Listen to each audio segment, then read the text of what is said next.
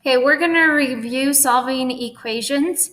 So here's your street, and the X is the bomb, and everything wants to get away from the bomb.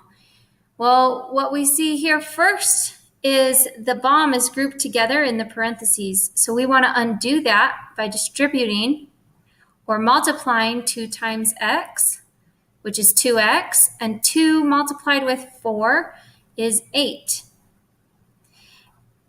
And from here, I want to get rid of the 2 and I want to get rid of the 8. The 7 is happy. We don't touch 7 because it does not have a bomb with it. So right here, I want to get rid of the easiest thing to get rid of is the addition. And so to get rid of that, we are going to subtract 8. And the reason you subtract is because 8 subtract 8. Don't tell me they cancel out. It is an actual number. 8 take away 8 is 0. So notice I've got the number 0 right on the 8s, and they're gone. And I have 2x and 0, so I just have 2x. 7 take away 8 is -1. And then when I have a number next to a variable, this is multiplying. So here, what we want to do is divide, or do the opposite of multiply. The inverse of multiply is division. And the reason we do that is because 2 divided by 2 is 1. You see I'm writing the number 1. I made it like really defined, but that's the number 1 through the 2's. And now that is 1x equaling -1 over 2, or -1/2. The 1x, or saying I have 1 times x, 1 times any number, say 1 times 5, that's 5. 1 times 7, that's 7. So 1 times x is x. 1 times anything is just the number, is just what we had before. So the value of x is -1/2. And I'm going to substitute that back in for x and make sure that I have the correct answer. So we have 2 parentheses -1/2 plus 4. And I want to check to see if I solve this, is that going to equal 7? Well, -1/2, or you can think of that as -0.5 plus 4, that gives me 3.5.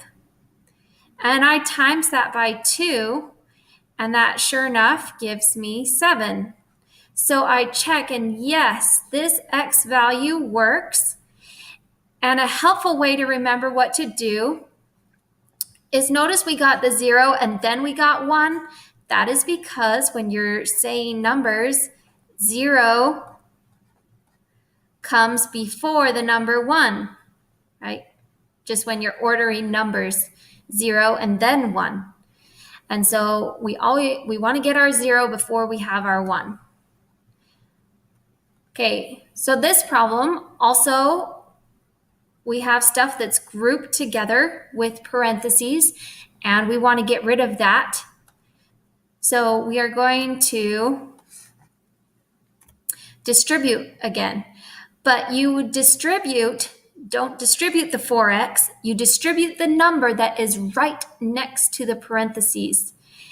And the number that is right next to the parentheses is a hidden 1, and it's a -1. And so you are going to distribute a -1 through the parentheses. So this 4x comes straight down because we didn't do anything with it. -1 times +7 is -7x. -1 times -1, I'm taking the sign with it, is +1. So -1 times -1, +1. And then I have my equal sign, my street, and my 15. Notice the bombs are on the same side. but they're all over the place. So we need to group them together. And the way to do that is to combine like terms. And when they're on the same side of the street, we do exactly what it says to do, which is subtract. So 4 take away 7 is negative 3x. And I bring down the plus 1 I didn't use, and 15. Again, I want my 0 before I get my 1. And so notice the 15 is happy. I don't touch it. It doesn't have a bomb with it. The x is the bomb. Everything wants to get away from it. So minus 1 on both sides, because 1 take away 1 is 0, and I get my 0 first. So negative 3x equals 14. And the last step here is this is multiplying. Remember, a lot of people try and add that 3. That 3 is negative and it's multiplying.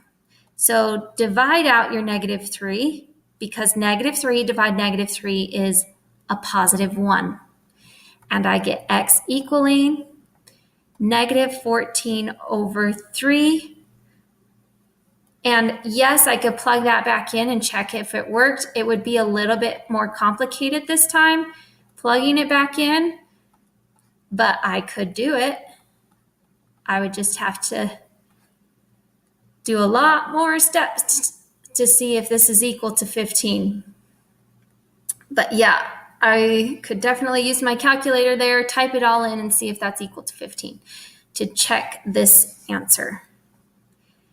Okay, and here, when we're working with some fractions, I think it's easiest to get rid of the fractions. So because this 3 is dividing, and I don't want to see any fractions dividing, I don't want to see fractions at all, I can multiply the 3. But when I multiply the 3, that is like I have to distribute the 3 to everything, because this is like a balance scale and I have to keep both sides balanced. So I have to make sure that everything multiplies through by the 3. It distributes. So here I have 3 over 3. These 3's turn into a 1 because 3 divided 3 is 1. And I have 2x. And 3 times this minus 4 gives me negative 12 or minus 12.